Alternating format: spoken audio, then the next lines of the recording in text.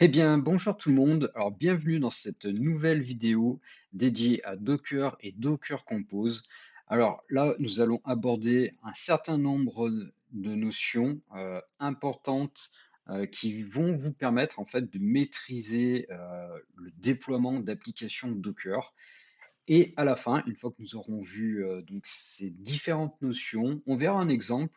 Et j'ai choisi de vous montrer comment déployer en fait Calibre Web, qui est un applicatif permettant de gérer des bibliothèques numériques. Alors des bibliothèques de livres, de magazines, voilà. Moi, c'est ce que je l'utilise dans mon Home Lab. Et j'ai choisi cet exemple pour illustrer les propos que nous allons aborder, parce ça me paraît être un exemple simple et quand même relativement complet par rapport à tout ce qu'on va voir, comme notion, dans cette vidéo. Allez, c'est parti, on démarre. Par ailleurs, si vous aimez le contenu, n'hésitez pas à vous abonner, ça fait toujours plaisir. Alors, le prérequis pour, aborder le contenu que nous allons voir aujourd'hui, c'est d'avoir, une VM dédiée à Docker. Ou en tout cas un système, quelque chose vous permettant de tester Docker et d'avoir Docker et Docker Compose d'installer. Donc c'était l'article précédent, donc disponible sur le blog et la vidéo qui va avec sur la chaîne YouTube. Donc au besoin, vous pouvez aller consulter ceci. Donc on part du principe que Docker et Docker Compose sont disponibles pour vous. Alors, une des premières choses à faire dans votre environnement, ça va être d'ajouter l'utilisateur avec lequel vous allez travailler dans le groupe système Docker. Ça va vous éviter de devoir tout faire en route, c'est pas la meilleure des choses à faire. Donc, prendre un utilisateur de confiance et le mettre dans le groupe de système Docker est une bonne pratique à faire. Si on regarde hop, de mon côté, PGBTS, on voit que mon utilisateur Papeo fait partie du groupe Docker et ça me simplifie largement la gestion des choses puisque en tant que Papéo, je déploie donc tout ce dont j'ai besoin. Enfin, je peux faire tous les appels de commande Docker nécessaires sans devoir passer par route. Alors, si vous avez suivi l'article dédié au sujet de l'installation Docker, vous avez dû voir que dans votre environnement, on a installé Docker et Docker Compose. Alors, quelle est la différence entre Docker et Docker Compose? Alors, Docker Compose, c'est un outil qui est complémentaire à Docker. On va avoir un exemple concret, mais tout à la fin de la vidéo. Là, on introduit toutes les notions.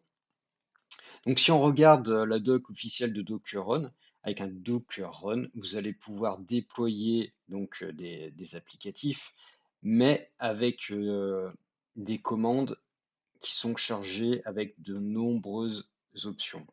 Alors qu'un Docker Compose, plutôt que de taper une commande avec 10 000 options ou alors taper tout un tas de commandes Docker, vous allez créer plutôt un descripteur au format YAML dans lequel vous allez décrire tout ce dont vous avez besoin pour déployer votre applicatif. Et ça va vous rendre quand même les choses bien plus faciles. Néanmoins, je vous conseille tout de même de regarder un petit peu les commandes Docker parce que ça vous permet aussi de maîtriser la base avant de vous lancer dans Docker Compose. Je dirais même si vous avez un environnement un petit peu de test, un petit peu brouillon, un bac à sable que vous pouvez jeter par la suite, vous pouvez vous entraîner là-dessus. Par ailleurs, donc j'ai fait l'article écrit qui correspond à la vidéo. Vous allez retrouver beaucoup d'informations dessus et également un petit guide de survie avec différentes commandes Docker pour compléter tout ça. Je mettrai tout en lien dans la description de la vidéo. Donc voilà, ça c'était l'introduction sur Docker Compose, mais on va y revenir dans quelques minutes. Alors, pour le moment, on va essayer d'éclaircir la différence entre une image Docker et un conteneur Docker. Car je pense que c'est pas forcément ce qui est le plus évident pour tout le monde, notamment pour les plus débutants. Donc déjà, on peut lister les images Docker quand on en a déjà. Euh, mais vous allez voir comment on les, euh, on les récupère. Donc elles se téléchargent soit via des lignes de commande Docker, soit avec Docker Compose. Mais quand on va vraiment voir un Docker Compose complet, vous allez voir tout ce qu'on dit maintenant, ça va vous paraître plus logique. Donc, pour les plus débutants, c'est normal si ça vous paraît encore un peu abstrait tout ça. Alors tout d'abord, qu'est-ce qu'une image Docker? Je l'explique dans l'article et dans lequel j'ai fait une analogie un peu avec de la cuisine. Une image Docker, ça va être une recette de cuisine et également ses ingrédients. Voilà, on va combiner dans l'image la recette et les ingrédients. Donc c'est quelque chose qui est fixe. Donc ici, j'ai listé mes images. Euh, Celles où il y a un U, ça veut dire qu'elles sont utilisées par un ou plusieurs conteneurs, pourquoi pas, puisqu'une image, elle peut être liée à un ou plusieurs conteneurs, ou aucun. Euh, Là où c'est vide, il n'y a pas de conteneur correspondant, donc je pourrais supprimer ces images-là sans souci, et ça me libérerait de la place. Des choses que je fais d'ailleurs régulièrement. Lorsque j'arrête un conteneur parce que je l'ai testé ou parce que j'en ai plus besoin, etc. Et je peux en parallèle donc lister mes conteneurs. Donc Docker PS. Docker PS va me permettre de voir tous les conteneurs actifs. Je pourrais faire un Docker PS -A qui me permettrait de voir tous mes conteneurs actifs et inactifs. Ces commandes-là, vous allez les retrouver dans mon recueil de commandes, donc disponible sur le blog. Donc voilà, là j'ai fait un Docker PS. Et bien là, bah, voilà, on va prendre le premier ici, mon GitLab. Donc ça, c'est un conteneur qui me permet d'accéder à un GitLab. Un GitLab qui me permet en fait de versionner mes développements, etc. Puis on voit que j'en ai tout un tas, hein. Par exemple, j'ai un conteneur Jellyfin qui, lui, c'est un applicatif de vidéo. J'en avais parlé dans un de mes articles sur le blog. Et sur Jellyfin, j'y stocke essentiellement des vidéos familiales. Voilà. Je mets pas de film en fait dessus. C'est que des vidéos personnelles. Et du coup, ça me fait une petite bibliothèque bien sympa. Voilà. Donc j'ai quand même vraiment un certain nombre de Docker qui tournent. Et donc le Docker, c'est vraiment la mise en place de l'applicatif qui s'appuie sur une image qui est au préalable téléchargée. Voilà. Donc c'est le résultat de ma recette de cuisine et de ces ingrédients qui sont fournis. Donc j'espère que déjà cette différence-là va vous permettre de vous éclairer un petit peu les choses. Donc lorsque vous supprimez, admettons, je vais pas le faire, mais si je fais un Docker RM, donc un Docker RM de Portner par exemple, voilà, là je supprimerai le conteneur, mais son image, elle resterait. Si je veux en plus supprimer l'image, je fais un Docker RMI avec image qui se trouve ici. Donc là, je mettrai son ID, hop, et ça me supprimerait l'image. Voilà. Donc c'est vraiment voir ça comme deux choses différentes, hein. Ne faites pas la confusion entre image et conteneur. Un conteneur a besoin d'une image. Alors, autre notion importante à comprendre et à appréhender, c'est la notion de port. Donc là, bon, on va rester sur cet exemple-là et ma dernière commande Docker PS qui me permet de voir les Docker qui tournent. On va prendre par exemple mon GitLab. Mon GitLab en interne, il a différents ports qui sont en écoute, vraiment à l'intérieur du Docker. Voilà. Tout ce qu'on voit à droite des petites flèches là, c'est les ports qui sont dans le Docker. Et tout ce qui est à gauche des petites flèches, c'est les ports en écoute sur ma VM. Qu'est-ce que ça veut dire exactement? Ça veut dire que si je tape le port 8004 ici de ma VM sur lequel il y a Docker, ça veut dire que je vais être redirigé sur le port 22 de ce Docker-là. Typiquement, si j'ai plusieurs stacks Docker qui en interne utilisent le port 22, eh bien, je peux en avoir un certain nombre finalement sur ma VM en utilisant des ports différents. Par exemple, le port, je crois même qu'on a un exemple ultra parlant. Voilà. On va prendre l'exemple du port 80 du GitLab. Là, on voit que j'ai un 8005 qui renvoie vers le 80. Et là, j'ai aussi une image Nginx avec un port 80. Donc en fait, le 8011 de ma VM Docker renvoie sur le 80 de ce Docker-là. Et le 8005, toujours de ma VM, renvoie sur le port 80 de ce Docker-là, donc de mon GitLab. Donc bien comprendre, si on se réfère à l'article que j'ai mis sur le blog, j'essaie d'imager les choses. Donc là, c'est un extrait de Docker Compose. Et là, on voit bien l'illustration, hein.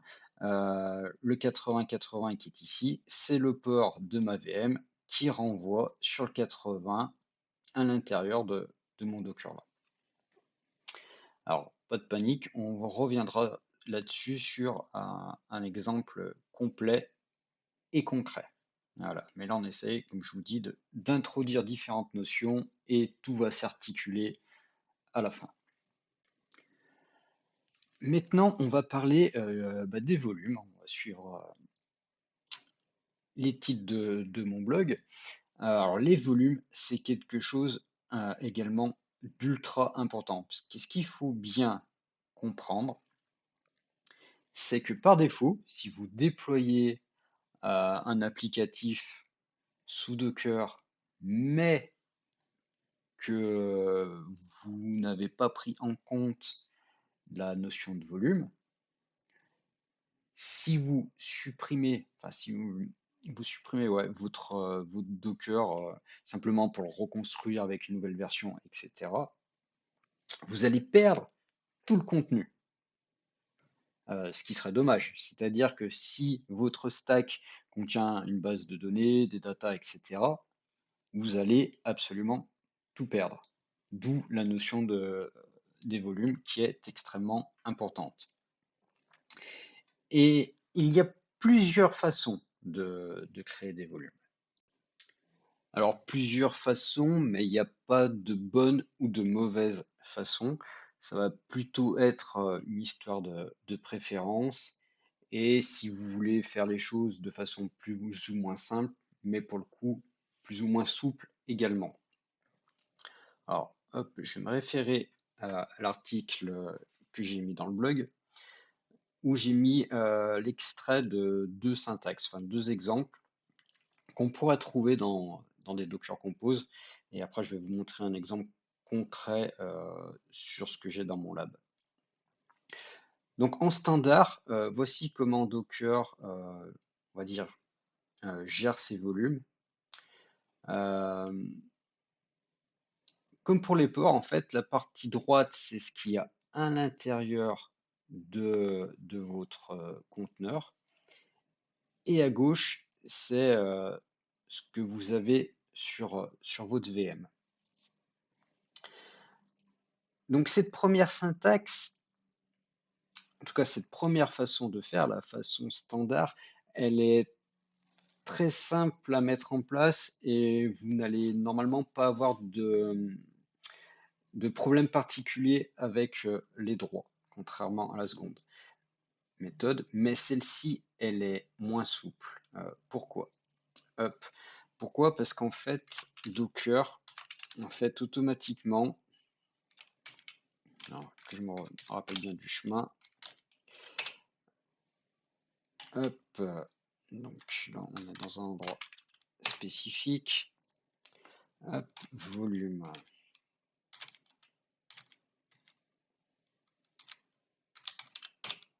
Voilà. Automatiquement, Docker va mettre les choses dans des répertoires comme ça dont le nom est haché, etc. Et là, ouais, bah, ça va être compliqué de savoir exactement à quel conteneur ça correspond. Mais là-dedans, par contre, j'ai la persistance de données de conteneurs. Mais c'est pas la façon la plus simple. Moi, celle que je privilégie, c'est celle-ci. C'est ce qu'on appelle le bind mount. Et là, vous allez vraiment choisir où vont être persistées les données sur votre VM.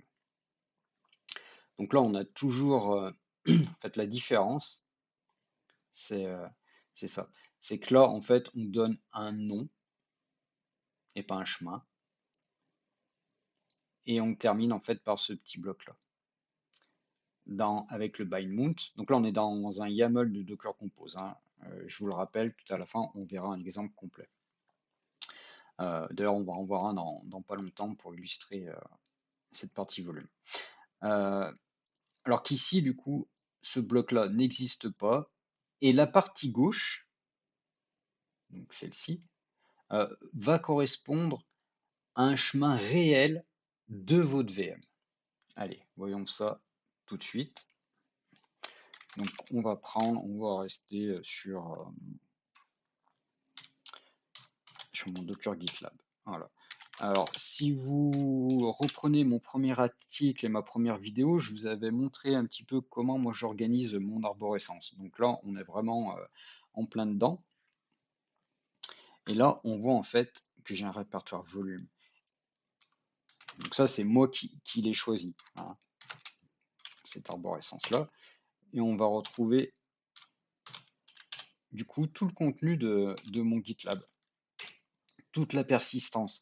Donc, à la limite, moi, je voudrais déplacer ce conteneur-là avec toutes ces données. Moi, je récupère tout ce qu'il y a dans mon volume et je peux le redéployer facilement. Ça sera le sujet, on va dire, d'une prochaine vidéo. Donc, et pour illustrer tout ça, donc si je regarde mon Docker Compose, donc là, voilà, là, on est vraiment dans quelque chose de concret. On voit ici que j'ai décrit, que j'ai configuré en tout cas 3 volumes. Donc là, on est sur quelque chose de particulier, de toute façon j'allais y venir. C'est que j'ai la partie gauche, donc le chemin de mon volume, je l'ai mis sous forme de variable. Et je vous encourage à utiliser ce type de syntaxe parce que du coup, ça vous simplifie également les choses. Et où est-ce que ma variable est déclarée? Elle est déclarée, donc ça c'est dans un point env, donc c'est du standard dans Docker. Lorsque vous créez un point env au même niveau que votre Docker Compose YAML, Docker sait se débrouiller. Voilà. Et là, j'ai décrit, j'ai donné mon chemin. Ce qui fait que c'est beaucoup plus simple pour s'y retrouver. Si vous avez besoin de déplacer vos données pour X, Y raison, vous avez besoin de migrer votre conteneur d'une VM à une autre, c'est bien plus simple pour s'y retrouver. Par ailleurs, vous allez vous retrouver ce que je vous dis là dans le recueil de commandes, mais si vous faites, on va refaire un docker ps. Voilà. Et je vais faire un docker inspect. Hop. Là, le GitLab, on va sur cet exemple, pourquoi pas. Et là, on va voir un paragraphe mount, enfin bind. Hop. Touk, touk, touk, touk, touk. Donc là, j'ai vraiment toute la description de ma stack Docker GitLab. Voilà. Et là, et là, on voit mon mount de type, de type bind, donc du bind mount, hein, comme on l'a appelé. Et là, on voit du coup les sources et on voit en fait où ça va dans côté conteneur. Allez, voilà, on va, je remonte vite fait ici. Donc la partie gauche et la partie droite qui est dans le conteneur. On va faire comme ça. On va aller dans le volume.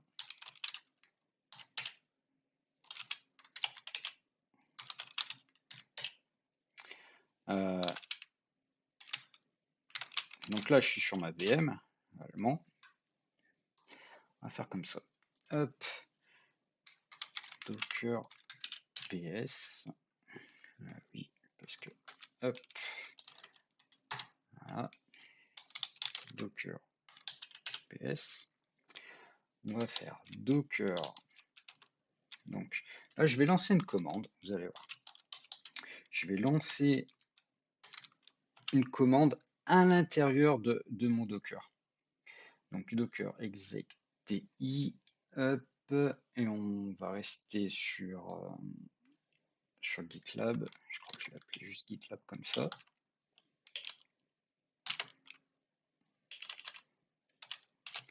Et là, on va faire ceci.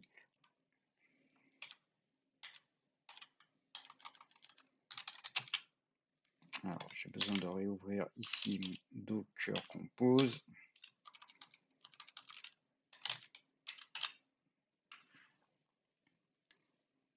Et on va prendre donc les logs.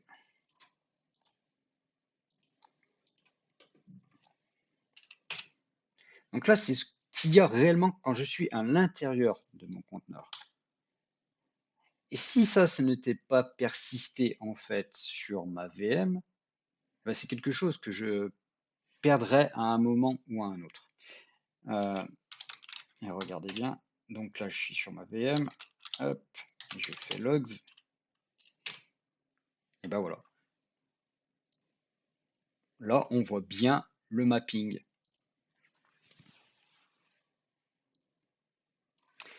Donc j'espère que ceci vous éclaircit les choses, mais surtout n'hésitez pas à faire des tests et éventuellement à poser des questions sur le sujet. Alors là, on va continuer maintenant toujours sur cette notion de volume et notamment la partie bind mount. Il y a quelque chose auquel il faut faire attention, ce sont les droits.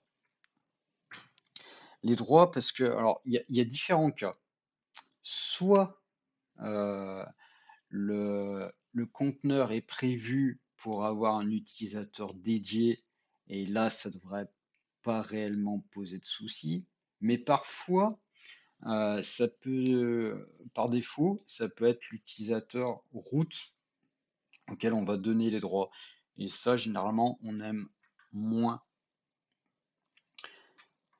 Ça pose pas un souci de sécurité, on va dire, majeur, mais ça reste pas terrible tout de même. On va prendre l'exemple là pour le coup de mon Docker Calibre Web d'ailleurs qui sera notre exemple final. Voilà. Donc vous avez tous les détails dans le blog. Pour pas trop complexifier la vidéo, je vais pas non plus faire 10 000 exemples sur le sujet. Mais là, voilà, là, je vais faire un mapping d'utilisateur parce que typiquement, là, on est sur une image, si je ne le précise pas, enfin, on est sur un conteneur, pardon, pas une image, on est sur un conteneur, si je lui précise pas les choses, il va utiliser root par défaut comme utilisateur. Alors que là, je vais lui forcer à utiliser mon utilisateur, je vais mapper en fait l'utilisateur du conteneur sur donc le root du conteneur sur mon utilisateur système Papeo. C'est-à-dire que j'ai récupéré en fait l'UID de Papeo, je l'ai passé dans mon point env,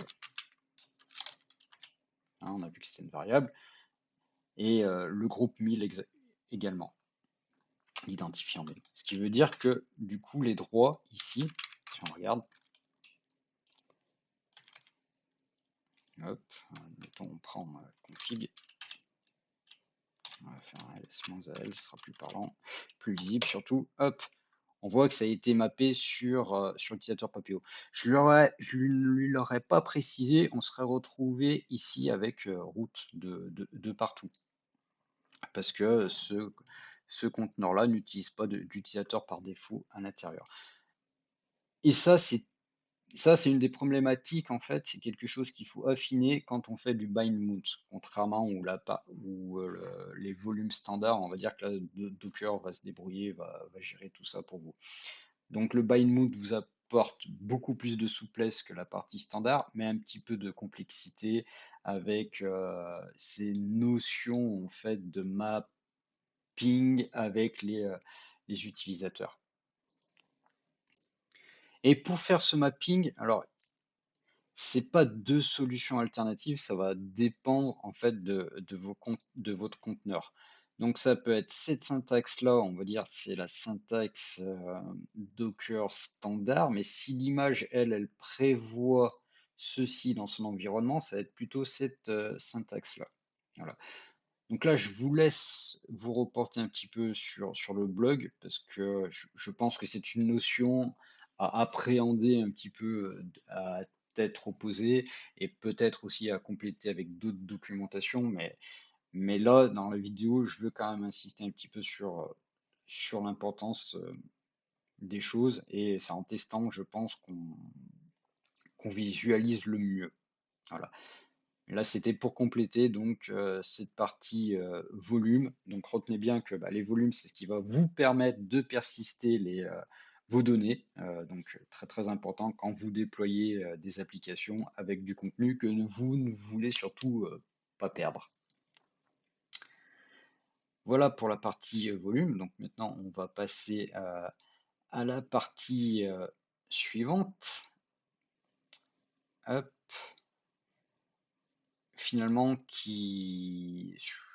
on va parler encore de droit, mais là, on n'est pas lié au volume, on est vraiment, comme ça, c'est un gros aspect pour moi, quand même, sécurité.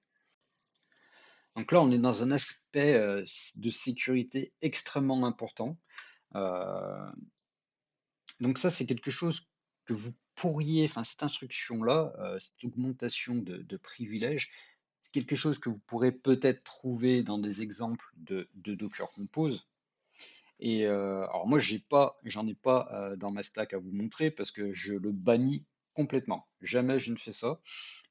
Pourquoi? Parce que en fait, vous allez briser en fait l'isolation que vous apporte la conteneurisation. C'est-à-dire qu'un utilisateur à l'intérieur d'un conteneur, il est cloisonné dans ce conteneur. Il n'a pas accès à ce qu'il y a sur votre VM qui fait tourner ce conteneur. Il est vraiment voilà, enfermé entre quatre murs. Alors qu'avec ces directives d'augmentation de privilèges, bah, vous cassez cette cloison. Et finalement, vous donnez le droit à votre utilisateur d'aller, on va dire, se balader sur votre VM. Donc, si vous vous retrouvez avec un conteneur en fait corrompu, bah, potentiellement, c'est toute votre VM qui va se retrouver corrompue. Donc, si vous faites ce genre de choses, si vous avez besoin de faire ceci, il faut savoir pourquoi vous en avez besoin. Est-ce que vous voulez vraiment le faire?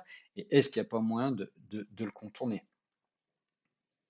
Si jamais la réponse est oui à tout, c'est-à-dire vous ne pouvez pas faire autrement, il faut se poser la question, par contre, est-ce que vous ne devriez pas avoir une VM dédiée au déploiement de cet applicatif et uniquement de cet applicatif? Euh, Ça peut être le cas, ça peut arriver. Mais à ce moment-là, il faut vraiment isoler votre conteneur finalement dans une VM dédiée, selon moi. Comme ça, si jamais il arrive un souci, et ben finalement, ça, ça impacterait une VM qui fait tourner une seule application, un seul applicatif. Euh, Plutôt que de mettre un conteneur avec de tels privilèges au milieu de plein d'autres conteneurs. Et là, en fait, vous pourriez finalement avoir un problème beaucoup plus transverse. Voilà, donc faut vraiment bien comprendre cette notion-là. Voilà pour cette parenthèse de sécurité qui me semble extrêmement importante. Dans l'article, je parle rapidement des backups, mais là, je ferai une vidéo et un sujet vraiment dédié pour pas complexifier les choses. Je parle du point 1, voilà, on va y revenir vraiment dans pas longtemps, lorsque je vais vous présenter l'exemple concret avec Calibre Web, même si on a commencé un peu à le faire. La notion de réseau aussi. Là, par contre, la notion de réseau est extrêmement importante parce que Docker, lui, qu'est-ce qu'il fait? Il va vous créer des réseaux Docker, donc qui sont en quelque sorte virtualisés dans votre VM.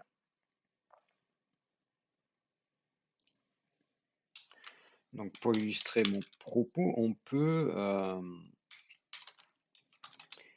alors là, je vais lister en fait tous les réseaux Docker qui tournent euh, sur ma VM.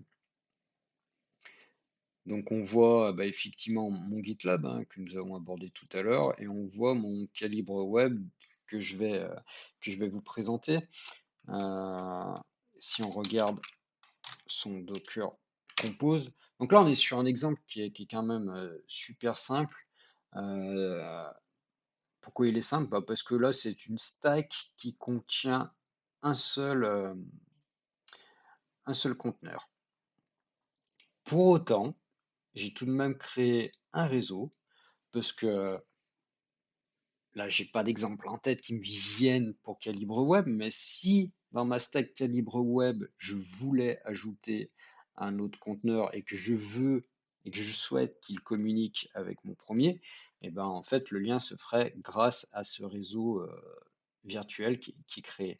Donc il est créé ici et donc je l'attribue ensuite dans les différents conteneurs que j'ai dans mon Docker Compose. Donc là, en l'occurrence, j'en ai qu'un, mais même avec un seul, de toute façon, ça a un intérêt parce que vu qu'il a son propre réseau, ça l'isole des autres stacks qui tournent. C'est-à-dire que j'ai certains réseaux Docker où j'ai plusieurs conteneurs qui tournent. Et ces conteneurs, finalement, sont isolés dans leur réseau respectif. Dans ma façon de faire, j'ai un réseau par stack pour faire toute cette isolation.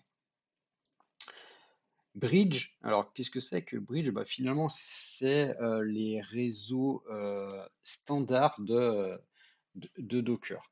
Je vous ai mis un lien sur la doc officielle des réseaux, mais je vous ai fait un petit résumé euh, des, euh, des différents types de réseaux qu'on retrouve. Donc moi, j'utilise que le réseau standard, que le bridge. Donc lui, bah, qu'est-ce qu'il fait? Il isole simplement vos conteneurs dans des réseaux virtuels. Alors que le host, lui, il supprime complètement cette isolation-là. Et finalement, le conteneur se retrouve avec la même IP et les mêmes ports que la VM. Donc ça, c'est pas ce qu'il y a de plus judicieux, je trouve. Là, pareil, si vous faites ça, il faut vraiment savoir pourquoi vous faites ça. Il y a le MacVLAN qui peut être par contre plus intéressant puisque là, on va vraiment attribuer une IP dédiée, mais on ne se retrouve pas avec une adresse IP dédiée à Docker. votre conteneur finalement, il va être vu comme si c'était une machine sur votre réseau. Donc là encore, on casse quand même un certain niveau d'isolation. Euh, D'ailleurs, on peut refaire un petit focus sur quelque chose que nous avions abordé la dernière fois lors du déploiement de la VM dédiée.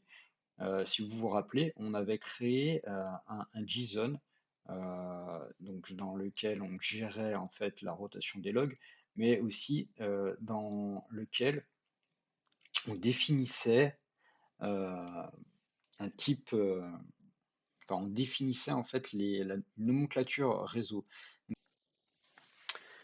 Donc là, on avait préfixé tous nos réseaux Docker sur 16 bits, hein, c'est ici, donc ils vont tous commencer par 172.16, et là on dit par contre que nos réseaux Docker sont sur 24 bits. Donc chaque fois qu'on crée un nouveau réseau, il va être en 172.16 quelque chose, dans lequel du coup on pourra avoir 255 conteneurs. Ok. Euh, alors si on reprend notre exemple avec Calibre Web ici, donc là on a listé tous les réseaux que nous avons. On peut faire un docker inspect ce réseau-là. On voit du coup que nous avons créé un réseau en 172.16.5. Donc ce qui veut dire que tous les conteneurs qu'on va mettre dans ce réseau-là auront une IP en 172.16.5. Si on regarde, si on fait un docker ps, donc là, et ensuite un docker inspect de mon conteneur qui s'appelle Calibre Web. Là, on va voir l'IP de mon conteneur, finalement, qui est 172.16.5.2. Donc, ce que nous avons décrit ici fonctionne parfaitement. Hop. Voilà, donc ça c'est pour vraiment la partie donc bridge. Et moi j'utilise exclusivement cette partie-là. Donc à retenir, chaque réseau Docker sont isolés les uns des autres. Et en plus, sont des réseaux virtuels isolés de votre propre LAN, puisque finalement, euh, l'accès à, à vos Docker, en tout cas à vos applicatifs hébergés dans vos Docker depuis votre réseau, se fait avec l'IP de votre VM et du port qui est exposé. Donc voilà pour la notion de réseau. Euh, Ensuite, je parle en fait de la partie ressources. Parce que par défaut, un conteneur, bah, lui, il est autorisé à bouffer toutes les ressources de votre VM.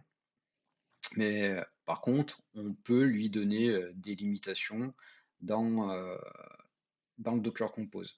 C'est-à-dire qu'on va pouvoir le limiter, bah, par exemple, un 0,50 côté CPU. Vous allez dire qu'il n'a pas le droit de consommer plus de 50% d'un corps CPU de votre VM. C'est-à-dire que si sur votre Proxmox, vous avez alloué à votre VM deux CPU, et ben finalement, un 0,50, ça veut dire que vous n'allez pas pouvoir consommer plus de 25% finalement de CPU de votre VM. Si vous mettez 1,5, ça veut dire que vous allez pouvoir consommer l'entièreté d'un des deux CPU que vous avez sur votre VM, plus la moitié de l'autre. Idem, sur la consommation de mémoire, vous pouvez mettre une limite.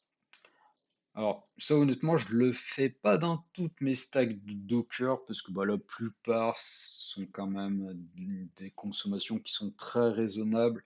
Il n'y a pas de raison que ça monte. Si je vois que ça monte, bah, je mettrai le blocage.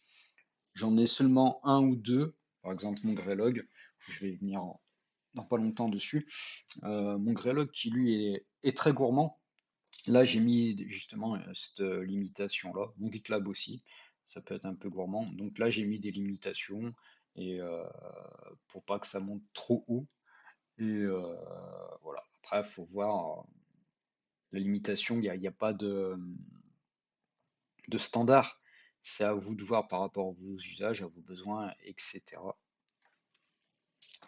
Mais il faut y penser. Si vous voyez un conteneur qui est un peu trop gourmand et que vous voulez quand même le limiter dans sa gourmandise, et ben c'est de cette façon-là que ça se fait. Bon, là, j'ai un petit mot sur la partie Docker Compose. euh, dans les avantages, hein, c'est la réutilisabilité de vos, euh, de vos stacks facilement, puisque tout est dans un fichier YAML. Donc, il suffit limite de le copier-coller. Voilà. Donc là, on a l'exemple complet. Alors, on l'a quand même déjà quand même bien abordé. Donc là, j'ai mis un exemple complet sur Calibre Web. Donc là, on a le Docker Compose, qui est un fichier YAML, et on a le point env, donc qui contient finalement le paramétrage de votre stack. Donc voilà, la structure d'un Docker Compose, c'est comme ceci. Donc vous allez récupérer une image. Bien souvent, les images, elles sont où? Elles sont sur le Docker Hub. Donc sur le Docker Hub, vous allez trouver quand même un très très très grand nombre d'images. Elles sont pas forcément, les images en fait Docker sont pas forcément toutes sur le Docker Hub, hein, elles peuvent être sur le GitLab, mais le Docker Hub est quand même une référence. En tout cas, évitez de récupérer des images de n'importe où, hein. Docker Hub, normalement, ça sécurise les choses, ça ne vous garantit pas 100% que votre image ne soit pas verrouillée, hein, mais voilà, ça sécurise un peu les choses. Donc, bah, par exemple, pour mon calibre web, hein, là, dans notre exemple, hop, je suis où? Je suis pas au bon endroit, voilà. Hop, j'ai défini mon image ici. Les images sont taguées. Alors, dans le calibre web, il me semble qu'il n'y a pas 10 000 tags. C'est pour ça que je suis sur la test, donc c'est la version la plus récente. Donc, revenons à notre calibre web ici. Donc, la partie image, bah, voilà, on vient d'en parler. Un name, donc calibre web. Donc, c'est ce qu'on voit hop, ici. Touc, touc, touc. Ici exactement. J'espère que ça ressort quand même pas trop dégueulasse à l'écran. Calibre-web, qui est le nom que je lui ai donné là. Ensuite, bah, Calibre Web, lui, c'est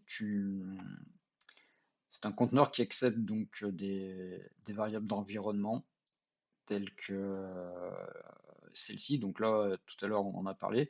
Là, c'est pour faire mon mapping vers mon user.po pour le coup, qui a l'ID 1000.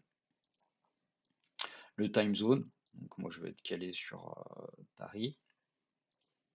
Les volumes, donc on en a parlé. Donc à droite, c'est le chemin à l'intérieur du conteneur, à droite des deux points. Et à gauche, c'est sur ma VM, là où je veux persister les données. Donc là, on retrouve, finalement, moi je suis tout le temps sur le même schéma, hein. Donc si vous avez eu mon premier article, ma première vidéo, à la racine de ma VM, j'ai un slash data qui est ici. À l'intérieur, j'ai tous mes conteneurs.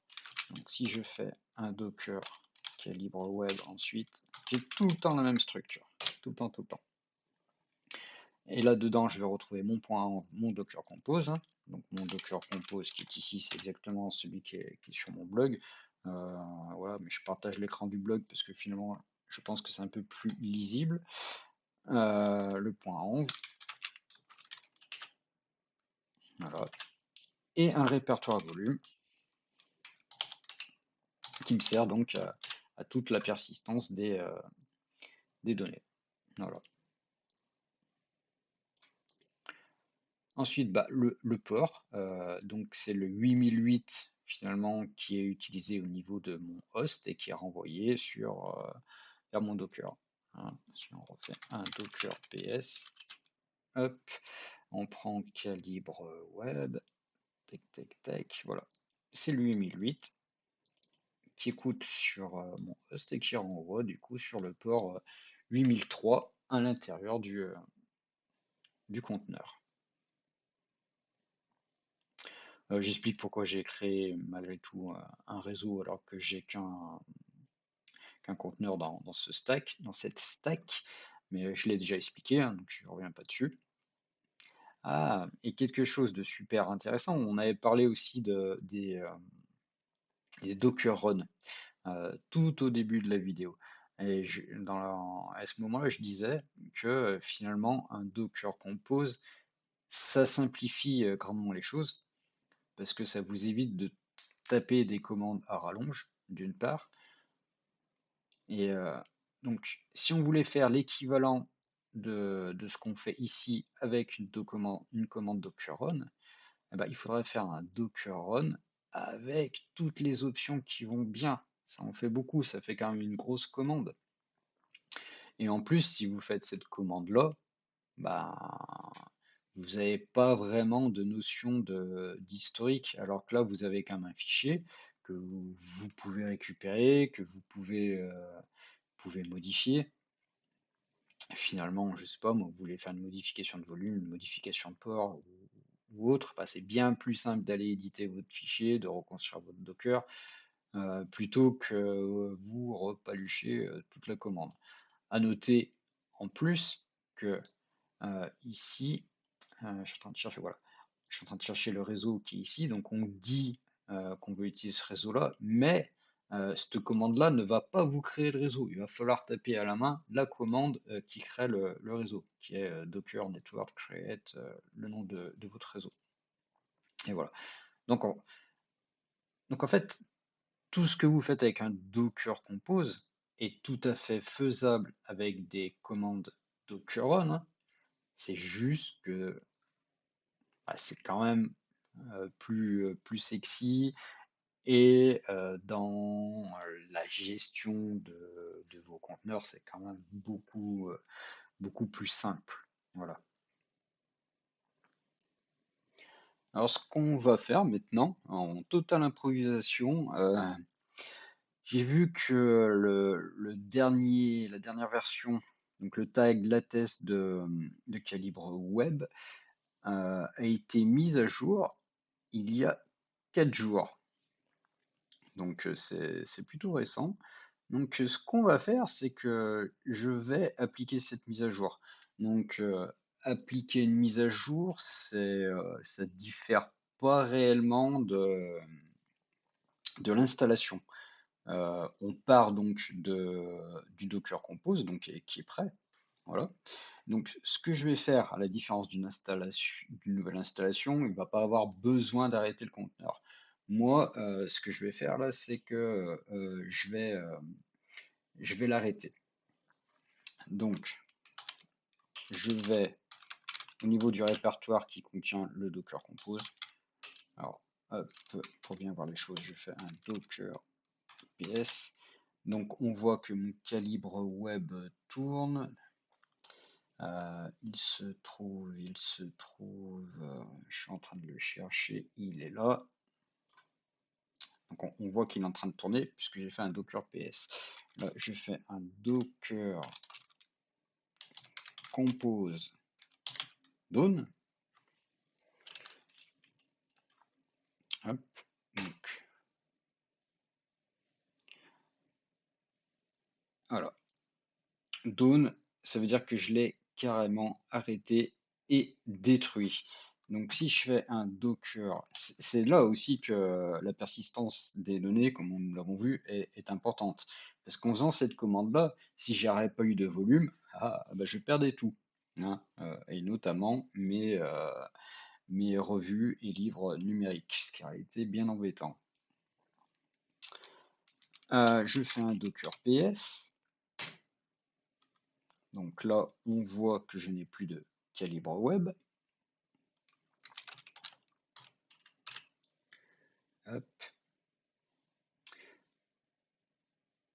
Par ailleurs, hop, juste petit test ici, je vais là, c'est la page d'accueil donc Calibre Web, ma page d'authentification. Si je rafraîchis, et ben là vous ne le voyez pas parce que j'ai tronqué mon écran, mais j'ai une erreur 502 parce que mon Calibre Web ne tourne plus. Hop, je repasse en full screen. Là, je fais juste avant, on va faire un Docker image. Docker image, on a notre calibre web, donc le dernier identifiant du tag latest était, enfin le dernier, celui sur lequel je pointais était celui-ci. Donc on va voir qu'on va en avoir un nouveau. La prochaine commande, ça va être un docker compose up -d.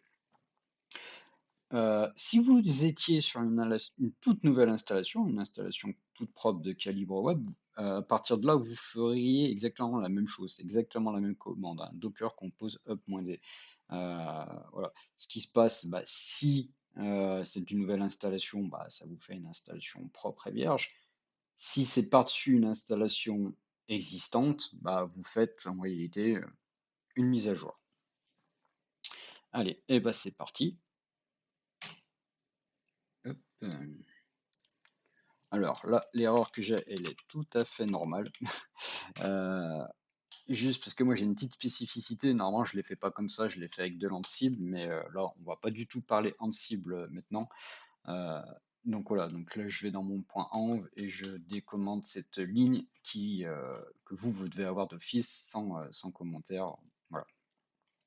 Hop, donc je refais, je relance, et voilà. Sauf que, allez, les petits aléas, hein, je vous l'ai dit, là je le fais vraiment en direct, je vais refaire mon dawn. En fait là il m'a réellement rien fait, donc compose dawn. Pourquoi? Parce que j'avais déjà récupéré l'image. Et lui du coup il se réfère à l'image que j'ai déjà. Donc quand j'ai fait un docker image ici, euh, on va faire un docker RMI, je supprime l'image. Voilà. Si je fais un docker image maintenant, j'ai plus de calibre web, donc là je suis vraiment comme si je faisais une installation toute neuve, hein. Sauf qu'en réalité, vu que j'ai déjà toutes mes datas qui existent, ça va se mettre à jour. Donc je relance, je fais un docker compose up-d, donc exactement comme si pour vous c'était une nouvelle install. Et là, on voit en fait qu'il me télécharge l'image, il me la télécharge donc depuis le hub, et donc il prend bien le tag, la test, donc le tout dernier tag. Donc là, c'est en train de se télécharger. L'image va être récupérée. Et ensuite, une fois qu'il aura fini ce pool, et ben, il va me construire mon Docker. Donc là, il n'y a plus qu'à attendre, ça va pas être très très long.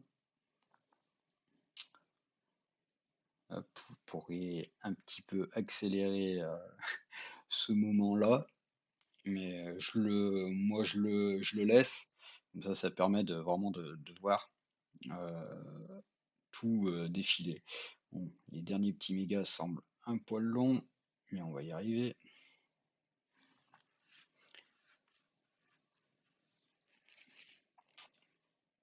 Donc là, je suis dans un terminal donc sur ma VM Docker depuis ma Debian d'administration. Voilà. Donc on voit que l'image a été poolée, que mon réseau pardon, a été créé, ainsi que mon conteneur. Voilà, qui a bien démarré. Alors on peut faire un docker compose logs-f. Voilà. Donc là, on peut voir que tout est OK, ça tourne. Je fais un docker ps, je devrais voir mon calibre web quelque part, bah, tout en haut, parce que c'est le dernier qui a été démarré, voilà, il y a 38 secondes. Et donc, il me paraît tout à fait OK. On va aller voir la page de login, si ça répond bien. Hop, je recharge. Et voilà, je peux me connecter sur mon calibre web sans souci. Hop, je reviens en full screen. Euh, si on regarde ici, hop, les volumes, ils sont toujours là. Si je prends, mettons, config, voilà, on voit que je n'ai absolument rien perdu, hein. Tout ce qui était avant est toujours là, donc il n'y a aucun souci. Voilà, bah, tout ça c'est parfait. Donc vous voyez, une fois que votre Docker Compose .yaml et votre .env sont bien configurés, et ben, tout se passe comme sur des roulettes. Et là, pour le coup, on voit aussi qu'une mise à jour, c'est vraiment simpliste, hein. On va faire un petit Docker image et on va voir, hop, le calibre web qui est ici. Alors, je sais pas si vous vous souvenez tout à l'heure, hein, l'ID c'était en 98 quelque chose, hein. Donc là, on voit bien que je suis sur le tag latest, mais on a changé quand même de version. Voilà pour la petite démonstration. Donc on a vu quand même beaucoup de choses. On va quand même terminer avec ma stack Greylog, enfin une présentation de ma stack Greylog. Simplement, alors là je vais quand même pas rentrer dans le détail parce qu'en fait Greylog à lui tout seul c'est un sujet à part entière.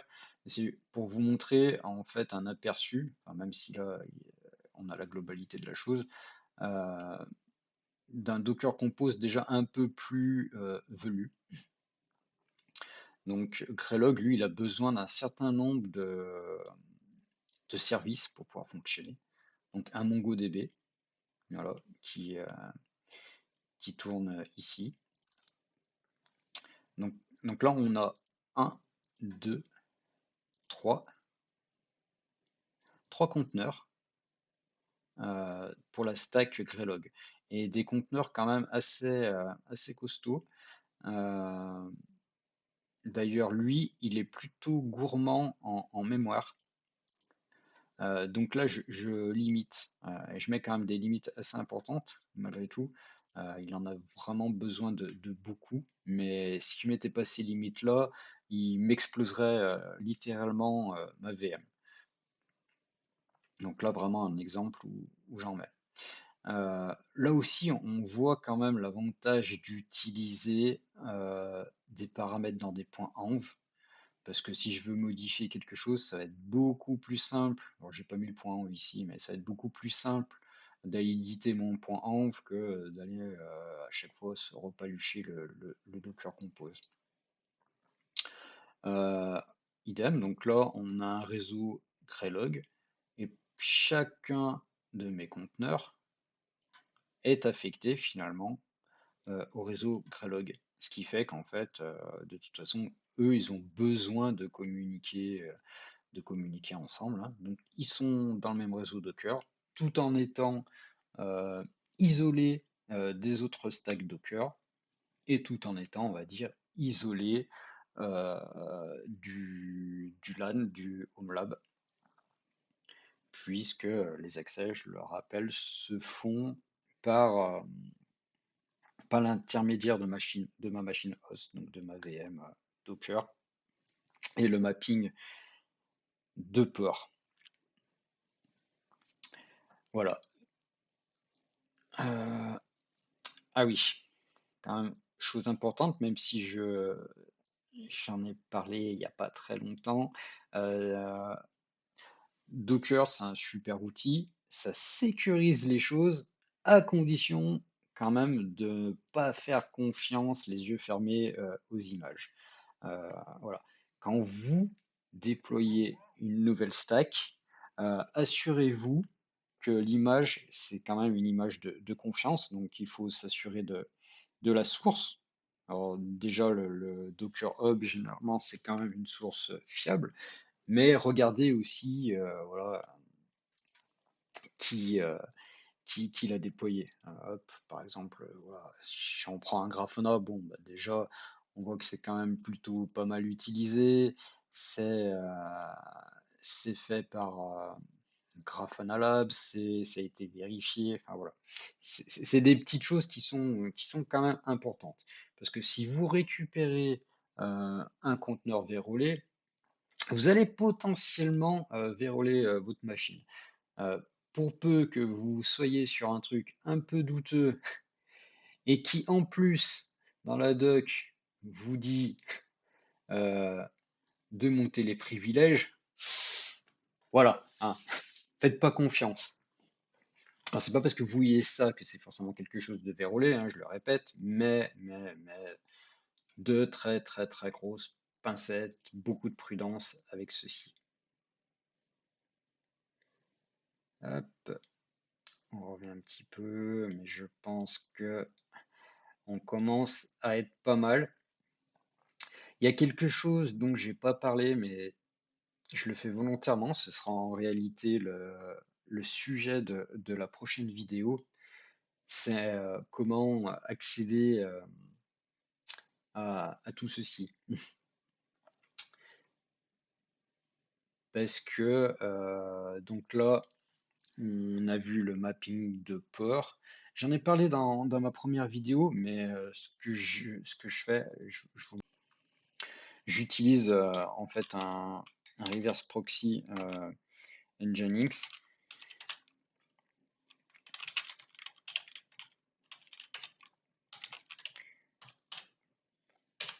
Et ici, en fait, j'ai un vhost par stack Docker. Donc, je vais pas l'éditer pour raison de confidentialité pour certaines choses, quoi, mais de toute façon, je vais faire une vidéo dédiée à ceci.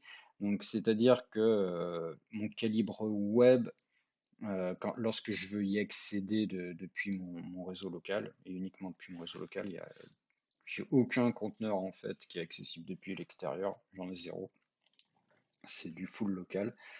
Euh, En fait, ma VM, donc Docker, il n'y a que son 443 qui est ouvert sur tout mon réseau interne. Et ça m'évite en fait au niveau de mon pfSense d'ouvrir à chaque fois que je déploie en fait une nouvelle stack d'ouvrir un nouveau port. Donc en fait c'est mon Nginx qui intercepte en fait le tout sur un 443 et qui redirige vers le port du conteneur qui va bien. Mais ça c'est le sujet de la prochaine vidéo. Je pense que là on est déjà sur quelque chose qui est relativement fourni, on va dire, hein, pour pas dire velu. Il y a beaucoup de notions, surtout si vous êtes débutant. Si vous avez déjà quand même des notions de Docker, bah, j'espère quand même que ça puisse vous éclaircir certains points, voire vous apprendre de nouvelles choses. Voilà, là le but c'était vraiment d'essayer de balayer un tour d'horizon, que vous soyez complètement débutant. Donc là, c'est sûr que dans ce cas-là, ça va vous demander quand même un peu d'investissement personnel pour digérer tout ça. Et si vous êtes intermédiaire, et ben de peut-être aller piocher deux, trois informations utiles là-dedans. Donc je vais mettre dans la description de la vidéo le lien de l'article. Euh, Pensez également, mais idem, je vais le mettre en lien, hein, le recueil des commandes Docker. Alors, c'est pas un recueil exhaustif, hein, c'est en tout cas ce que j'utilise le plus.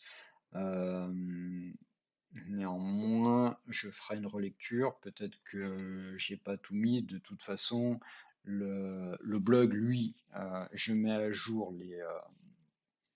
les articles et encore plus les guides de survie.